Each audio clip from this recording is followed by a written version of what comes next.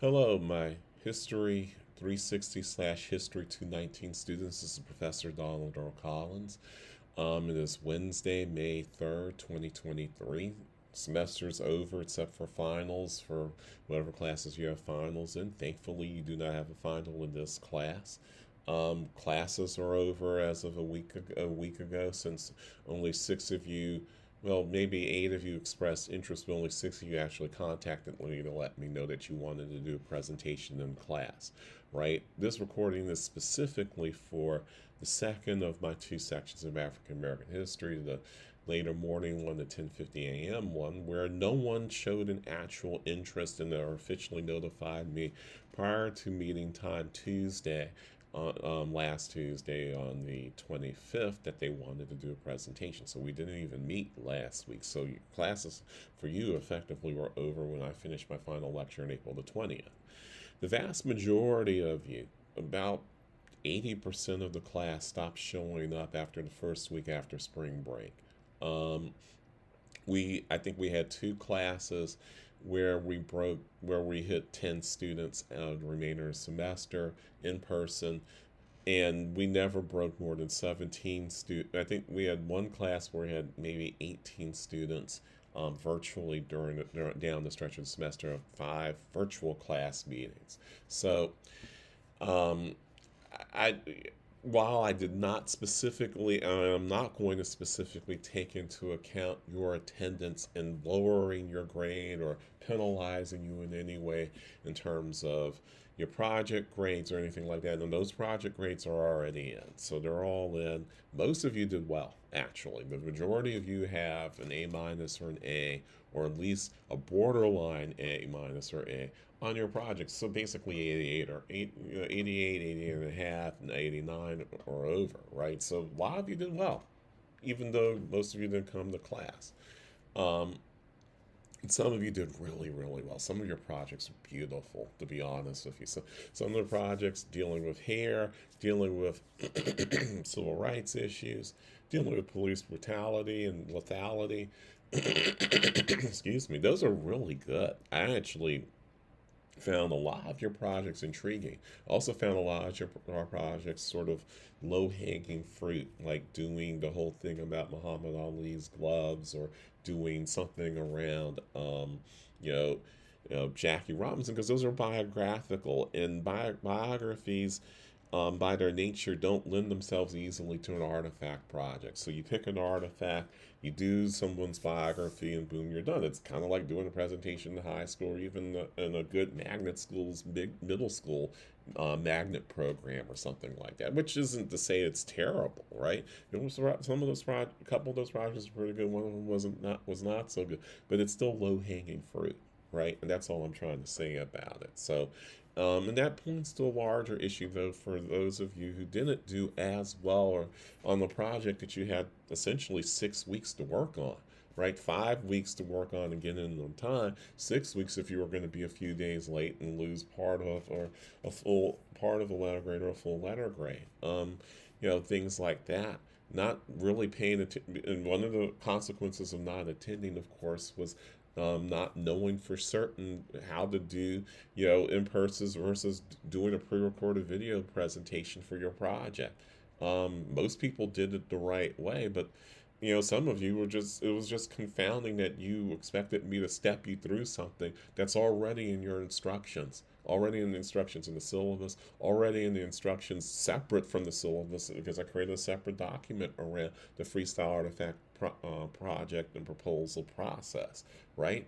And by the way, if you had attended one or two classes those final 3 weeks of the semester before we went into presentation mode for week 15, you would have known this stuff and been able to clarify it if you'd gone to my office hours and those sorts of things. So I just, while I'm expressing a certain bit of disgust, I guess, certainly disappointment, in the fact that I know that while some people really needed to not be in class and they had reasons not to be, and legitimate reasons and things of that nature, a good portion of you just decided to bag it. Just say, whatever, I don't care.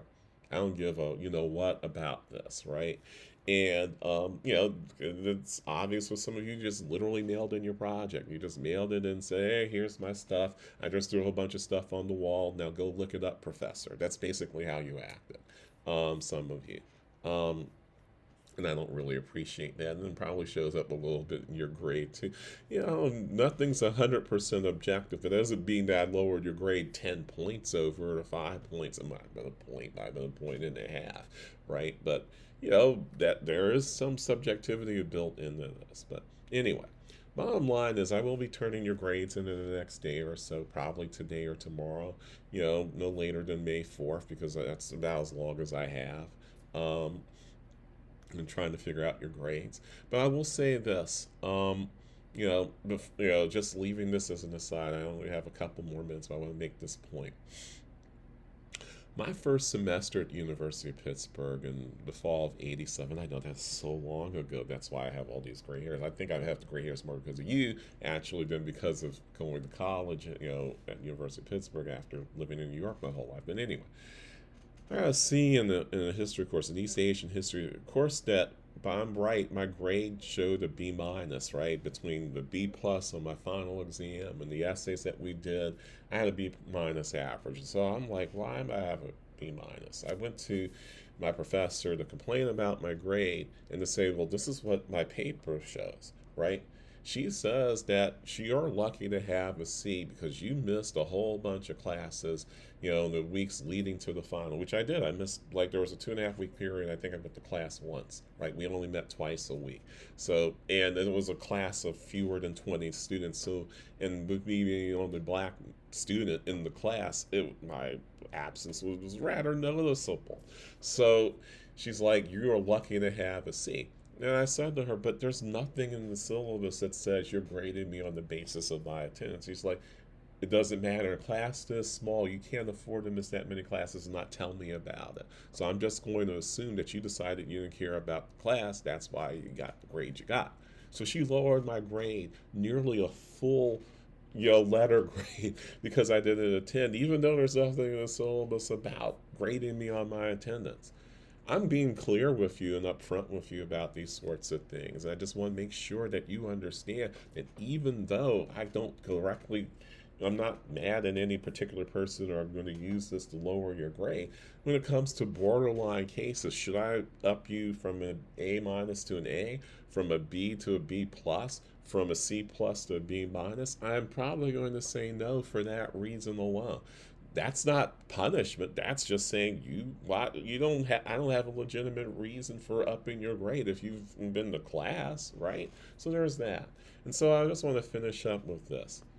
For those of you who did really well, and that's probably the majority, about 60% of you by my definition, maybe by even your own definition. Thank you. Thank you for doing the work. Thank you for taking the class seriously. Thank you for, despite not doing the readings and despite maybe not showing up for as many classes as you should have, for taking the project seriously and putting due diligence into that project, putting effort into it, putting analysis into it, taking some of the lessons that I've taught in this class and imbuing it in the work that you did. I mean, I was impressed with some of your projects were just darn impressive. I want to say more, but it's just like it was great. It was beautiful to see those. So thank you. Thank you, groups. Thank you, individuals who did those efforts. So the rest of you, I am disappointed. I am a little disgusted. I'm just going to be honest with you. I am. I mean, by your lack of effort by mailing it in.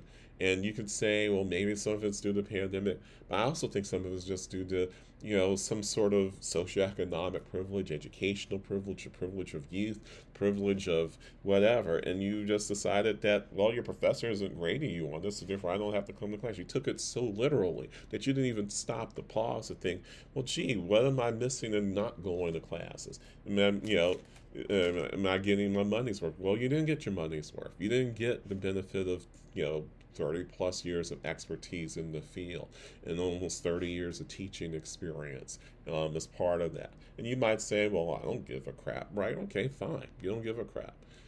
I think that you need to grow up. I think that you need to come to the realization that you decided, you opted, this is not a required class, you opted to take an elective class, or if you are an minor or major, history minor or major, you elected to take this class, you know, that wasn't required and decided not to show up for it in the end for whatever reason, and mental health issues, whatever, and you certainly didn't notify me the way you were supposed to. So if you don't like your grade, I'm just going to say it's too bad. It's as simple as that. It's just too bad. There are a lot of other things I could say. There are a lot of cuss words I could use to describe that too bad. But, as your professor, I can't go there, right? I would love to go there. If you decide to cuss me out on the lawn, that's different. I will cuss you out. I don't care if I have a PhD. But if we're just talking on video, my official sort of thing, no, I'm not going to cuss you out. But I am going to say it's too bad that you didn't do what you were supposed to do due diligence in what you were supposed to do. And so I just think that, you know, being an adult is taking responsibility, not just, having privileges, but real responsibility. And that means living with the fact that you didn't do things the way you did. And you might not care now. You might care when you graduate. You might care later on in life. But, that's what life is, taking responsibility for stuff and making the best of things. And some of you didn't do that, and that's too bad. So, to sum up, congratulations for those of you who are graduating this semester. Yay, right? For those who are, for everyone else, have a good summer. Stay safe, stay sane. Try to take care of yourself health wise. Whether you're masking or not masking, most of you obviously aren't masking, but try to take good care of yourself because life is long for people. It's a lot longer than people think when they're 20 or 19 or 22 years old. So take good care of yourself. I wish you all well. I wish you all the best. So, thank you. Thanks for being part of this course, even when you weren't.